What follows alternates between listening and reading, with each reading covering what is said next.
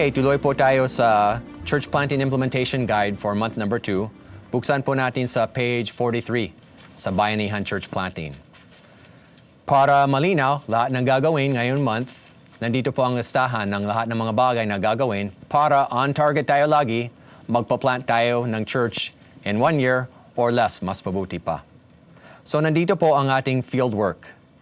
Ang unang gagawin, number 1, we have taken additional steps to impart vision for church multiplication.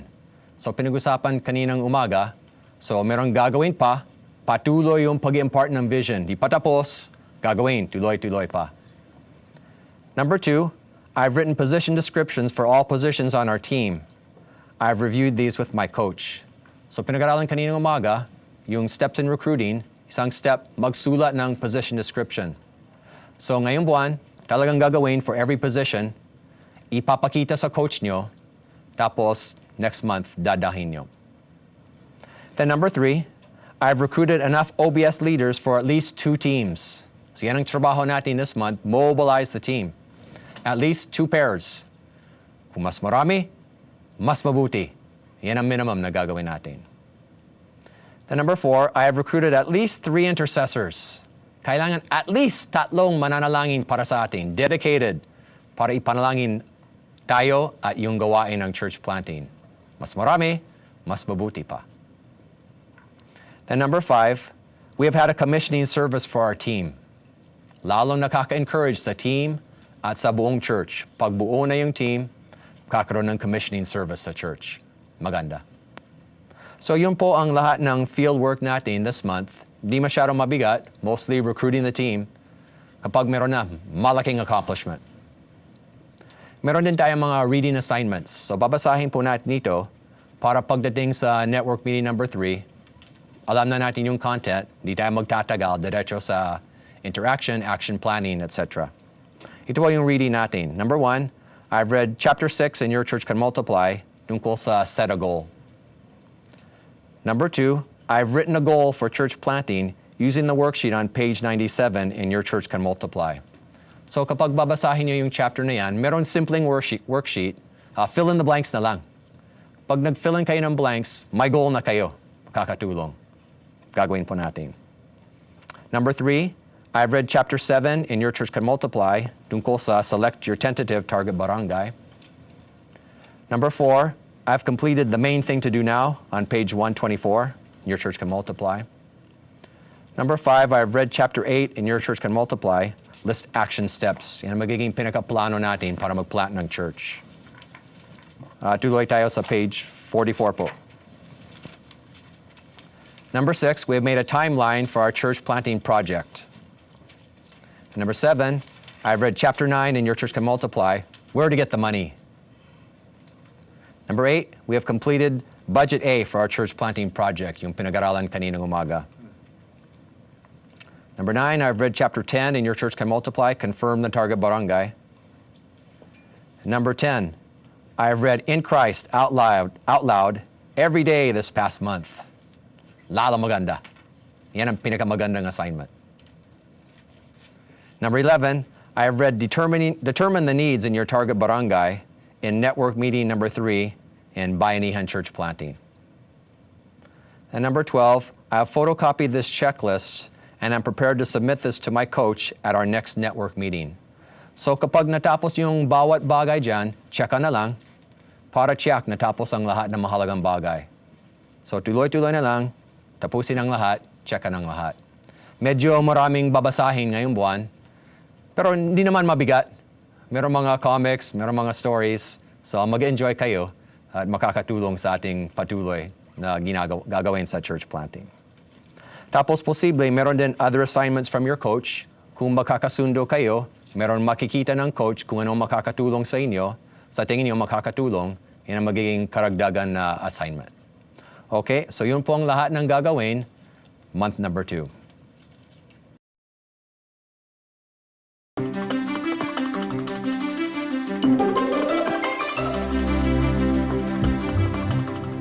Okay, tuloy po tayo sa ating mga announcements. First announcement, mag-offering na tayo. So may lalagyan dito sa harapan.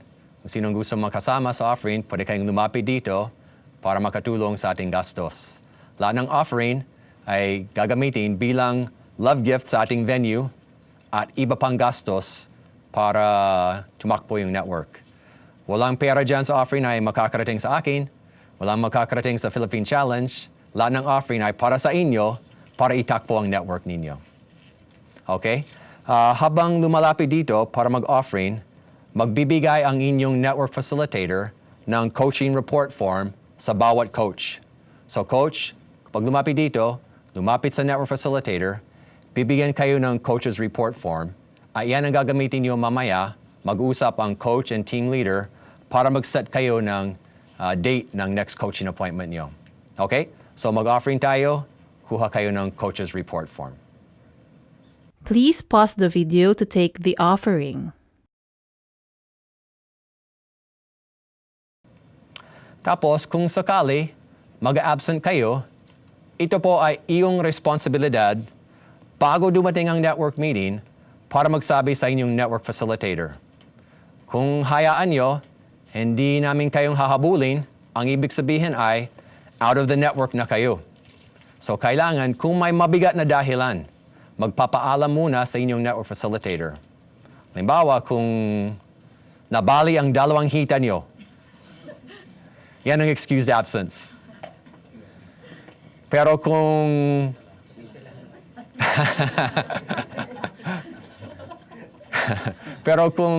maraming labada, pag nyo sabihin, "Oy, Kuya Dave, maraming labada kasi di ako makakarating." Hindi, maglaba sa ibang araw. So, kung ganoon, sorry, out of the network na kayo kung maraming labada.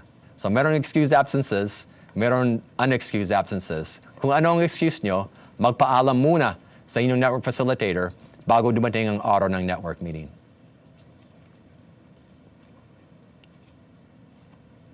Tapos, paalaala, kailangan bawat isa sa atin, meron tayong kopya ng Bayanihan Church Planting and Your Church Can Multiply. Kung wala pa sa inyo, ipapaliwanag ngayon ang inyong network facilitator kung paano kayo ay magkakaroon. So, bawat coach, bawat team leader, kailangan meron kayong kopya. Paano makukuha? Pakinggan na ninyo ang inyong network facilitator. Please pause the video as your network facilitator explains how you can obtain your copy of Bayanihan Church Planting and Your Church Can Multiply.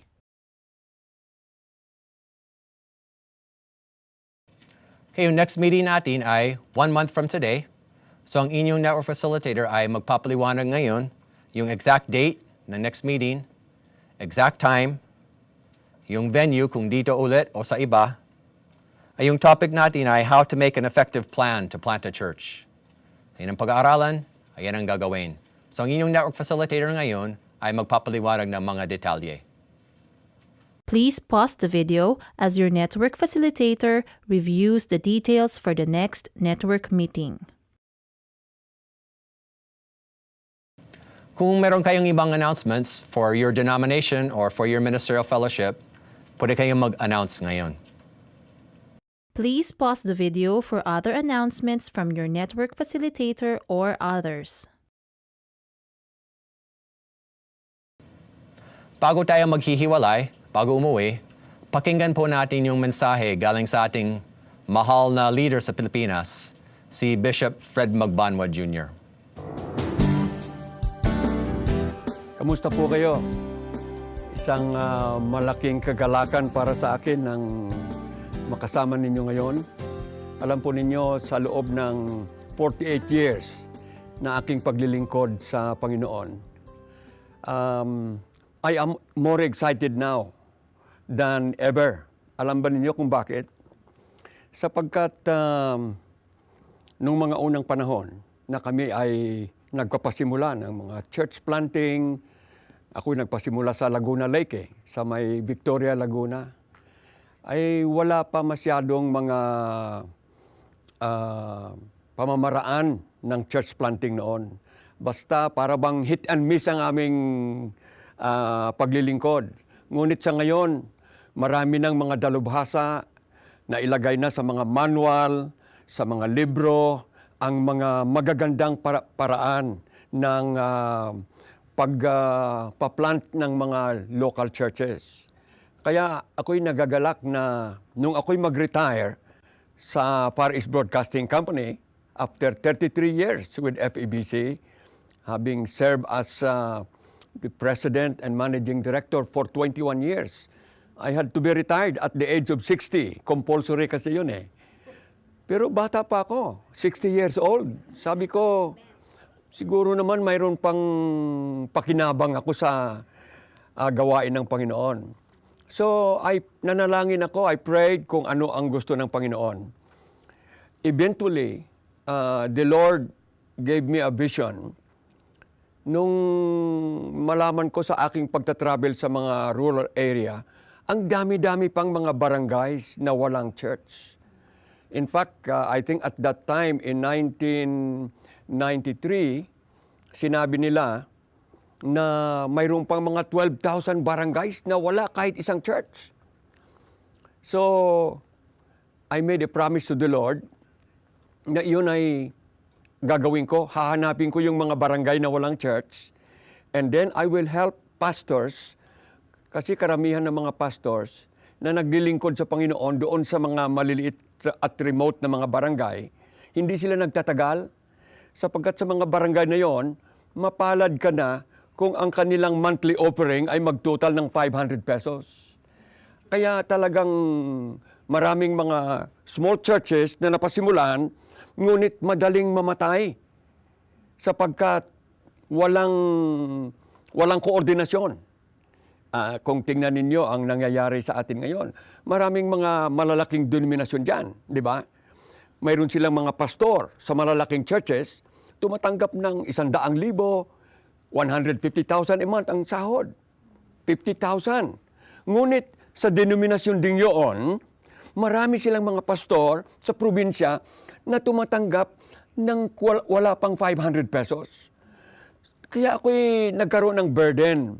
Sabi ko, kung tayo ay mag-multiply ng mga churches, paano natin matulungan para maging healthy itong mga churches?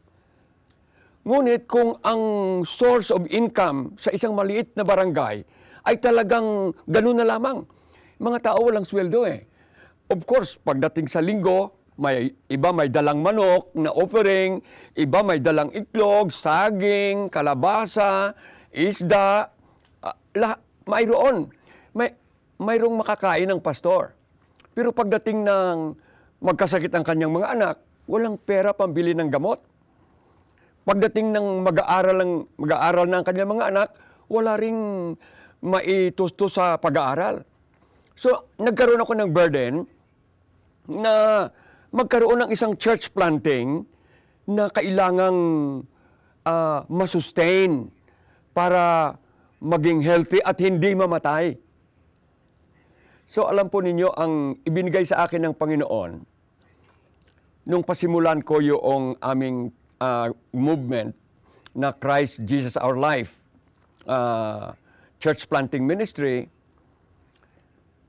nung kami magpasimula, nanalangin kami, Panginoon, how can we sustain?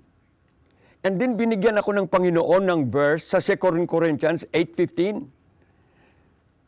At ito ang naging susi ng tagumpay nitong aming maliit na grupo. Sinasabi roon, they that gathered much did not have too much, and they that gathered little did not have too little. Alam po ninyo, kinuha ito ni Apostle Paul sa experience ng mga Israelites nung sila ay nagagather ng mana. Ang iba, mahihina, kakaunti lang nagagather nila. Ang ibang malalakas, marami silang nagagather. But at the end of the day, walang sumusubra, walang kumukulang sapagkat mayroong sharing.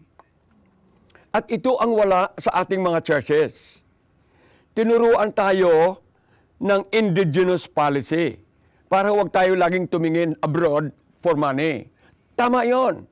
Ngunit hindi tayo tinuruan kung paano ang ating mga churches, malaki man o maliit, kung paano sila magkaroon ng sacrificial sharing para walang masyadong iba na labis at mayroon namang ibang hirap na hirap. Marami ako napuntahan na mga small churches, yung mga anak ng pastor, sinusumpa na nila yung gawain ng Panginoon dahil naghihirap sila. So I said, there must be something done. So we tried to find ways to implement nitong sacrificial sharing para yung they that gathered much did not have too much and they that gathered little did not have too little. So nag-experiment kami. Yung aming tinatawag na 40-60 plan. Lahat ng aming mga churches, 40% of their income goes to a common fund called the Pastoral Support Fund. So kung ang isang church ay 500 pesos lang ang kanyang income, 40% niyan ay 200. Kung ang income ng isang church ay 50,000, ang 40% niyan ay 20,000. They give that to this common fund. And all the pastors share from this common fund. And then, from the 60% that is left to the local church, dadagdagan nila ngayon. Depende sa context ng pangangailangan ng kanilang pastor. And you know what? Our experience is a church planting ministry na may kasamang pagtutulungan, sharing, sacrificial sharing, nagiging magaan ang paghihirap ng mga nasa lugar na mahihirap. At wala kaming church na namatay dahil sa umalis ang pastor, dahil sa hindi na niya mapakain ang kanyang pamilya. So, ako'y naniniwala na ito ay napaka-importante na sa church planting mayroon tayong ganyang plano. And isang bagay pa na nais kong iwanan sa inyo. I think nabanggit sa libro ni Kuya Dave White, yung aking parable tungkol sa mag-asawa na in love sila sa isa't isa. Masaya sila. But after a while, ay natuklasan din ni Mrs. ang mga kahinaan ni Mr. At natuklasan naman ni Mr. ang kahinaan ni Mrs. Kaya magkaroon sila ng problema. Ngunit, sa gitna ng problema yon, naglihi si Mrs. At nagkaroon sila ng anak. Naroon pa rin ang mga problema ni Mr., naroon pa rin ang mga problema ni Mrs., pero ngayon, nakatutok na sila doon sa kanilang daughter. Kaya masaya. Ako'y naniniwala na ang isang church na masaya ay yung church na nagmo-multiply.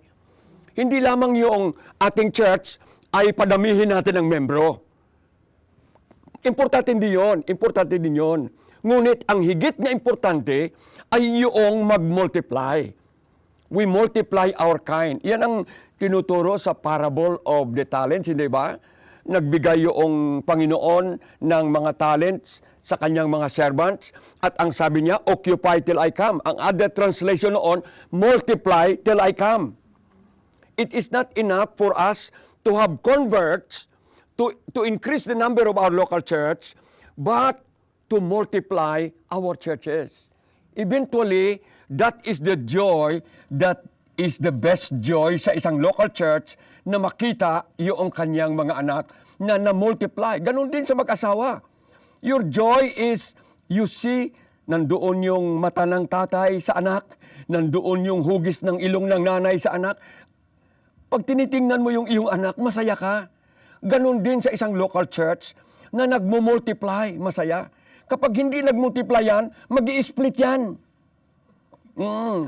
Hindi ba? Sa mag-asawa, pag kayo nagkagalit at there is nothing to unite you, katulad ng isang anak, madali kayong maaring maghiwalay. Maraming mga local churches, kaya nag-i-split sila, they look inwardly. Sa halip na nakatingin sila doon sa kanilang mga daughter church, pinapanalangin nila, tinutulungan, sinusuportahan. Napaka-importante po sa hindi lamang na mayroon tayong samahan sa pagtulong sa isa't isa. Alam niyo, when Jesus sent His disciples, He sent them 2 by 2.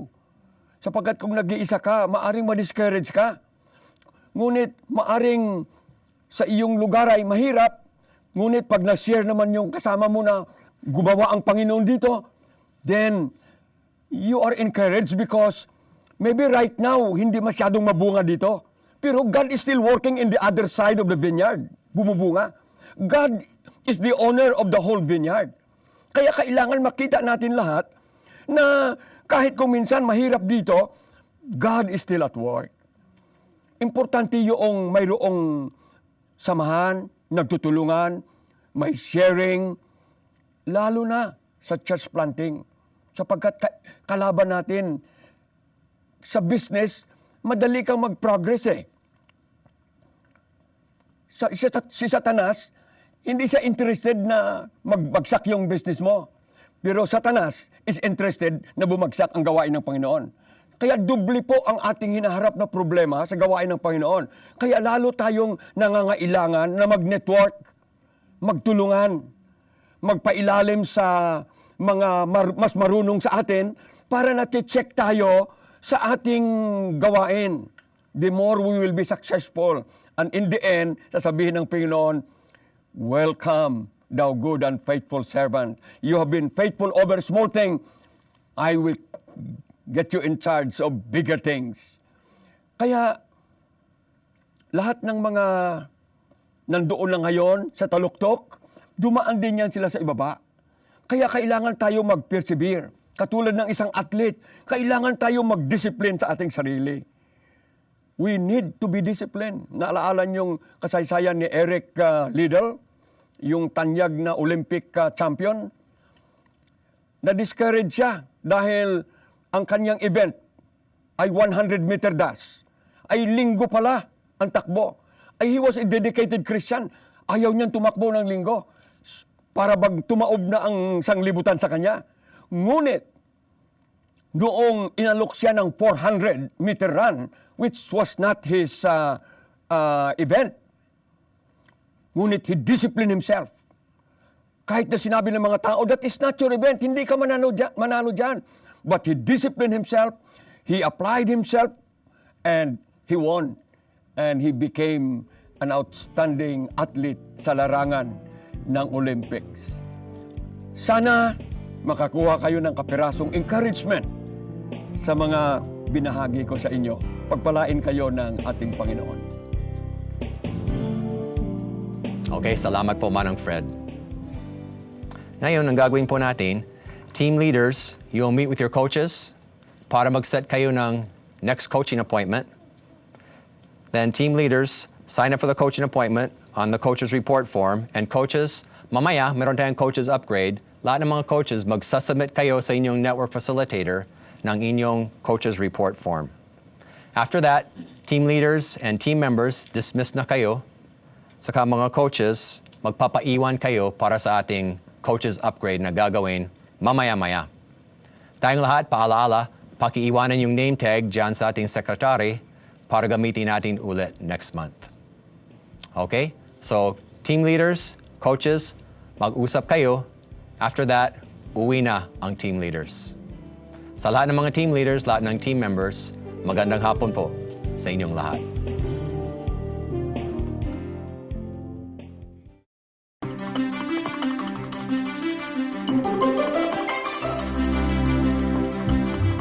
Okay, magandang hapon po sa lahat ng mga coaches. Ngayon, buksan po natin sa ating coaching manual sa chapter, yung pamagat ay Improve Your Agenda for Your Coaching Appointment. Improve your agenda for your coaching appointment. Napansin ko sa mga coaches, kung minsan, meron mga coaches naghahanda ng mabuti at nagkakaroon sila ng napakagandang coaching appointment dahil nag-isip muna ng mabuti anong pag-usapan sa coaching appointment at lalong nakikinabang ang team leader dahil sa magandang preparation for the coaching appointment. Maiba naman, may mga coaches kung minsan mukhang sa akin na dumiretso lang sila sa coaching appointment, hindi naghanda. Walang nakahandang agenda. Pag ganoon, yung coaching appointment ay nagiging kwentuhan lang. O, siguro makakatulong ng konti. Pero hindi kagaya ng coach na naghahanda ng mabuti at may nakahandang agenda na maayos. So ngayon, bilang mga bagong coaches, lalong magdidevelop tayo ng ating karunungan, ng ating kakayahan para maghanda ng coaching agenda na napakaganda. So ang gagawin po natin, mag-sharing tayo sa isa't isa para matuto tayo sa isa't isa. So ang gagawin po natin ay, number 1, form groups of 3 coaches. So 3 coaches sa isang grupo. Tapos sa loob ng inyong grupo of 3 coaches, magbilang kayo 1, 2, 3. Pag may grupo of 3 na, group of 3, tapos magbilang 1, 2, 3 within your group of coaches. Then ang gagawin, i-distribute ninyo ang inyong coaching agenda from your first coaching appointment dyan sa inyong kasama sa grupo. So yung assignment nung isang buwan ay dadalhin nyo dito yung agenda from your first coaching appointment. So ngayon, yung dinala nyo, 3 kopya, isang kopya sa'yo, isa sa kasama mo, isa sa ibang kasama mo. Okay? Sige po, magbuo ng grupo, magbilang, mag-distribute.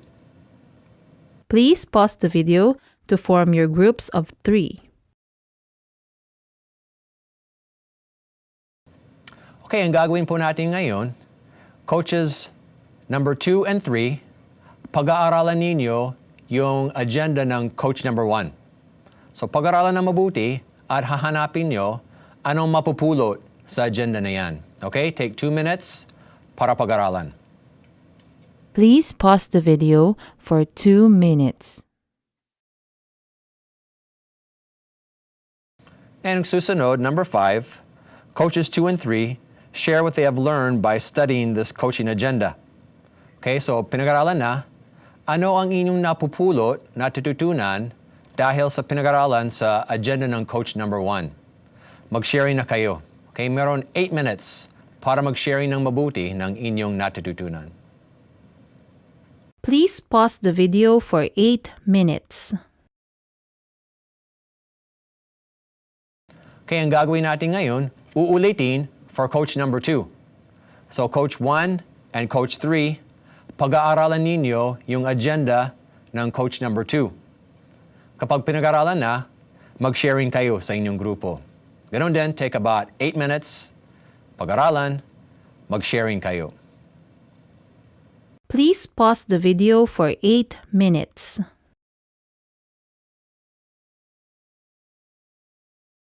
Ngayon, ganon din ang gagawin for coach number 3. Coach 1 and 2, pag-aralan niyo yung agenda ng coach number 3, tapos mag-sharing coach 1 and 2, anong napupulot niyo. Please pause the video for 8 minutes. So, malaki pong tulong sa akin ng paghahanda ng agenda. Una ay nagkakaroon ng focus at hindi nagwa-wander yung usapan namin. At pangalawa ay kung may problema po yung aking planter, mas madali kong naalalaman. At pangatlo ay nasisiguro na may mangyayari at magkakaroon ng resulta yung aming pong appointment sa pagkakataon na ito. Okay, mukhang marami tayong natututunan sa isa't isa sa mga actual na agendas. Dadako na tayo sa ating action planning. Sabi po rito sa ating notes, what is the most important thing you learned today that you will use at your next coaching appointment? So sa lahat ng mga napulot sa inyong discussion, sa inyong 3 coaching agendas, alin ang pinakamahalagang natututunan? At yan ang gagamitin mo sa next coaching appointment nyo sa inyong team leader. Sige, mag-sharing na po. Please pause the video for 5 minutes.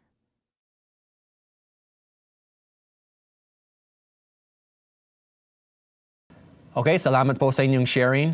Ngayon, papalangin natin ang isa't isa bilang mga coaches. So isang coach, ipapalangin ang inyong coach sa kanan at ganon din hanggang ipapalangin ang lahat. Pwede po ba? Manalangin tayo sunod-sunod, hindi sabay-sabay. Sige po, manalangin na po.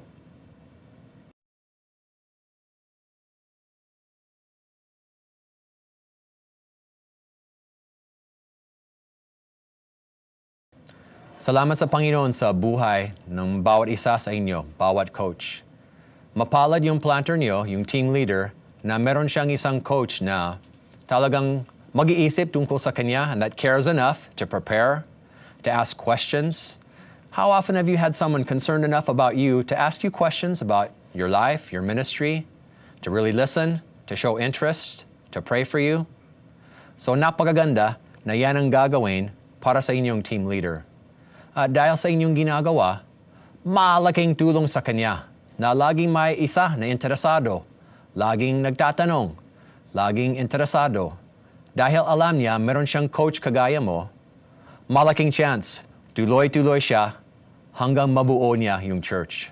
So marami pong salamat sa inyong bahagi. Naway pagpalain ng Panginoon ang bawat isa sa inyo. Magandang hapon po sa bawat isa.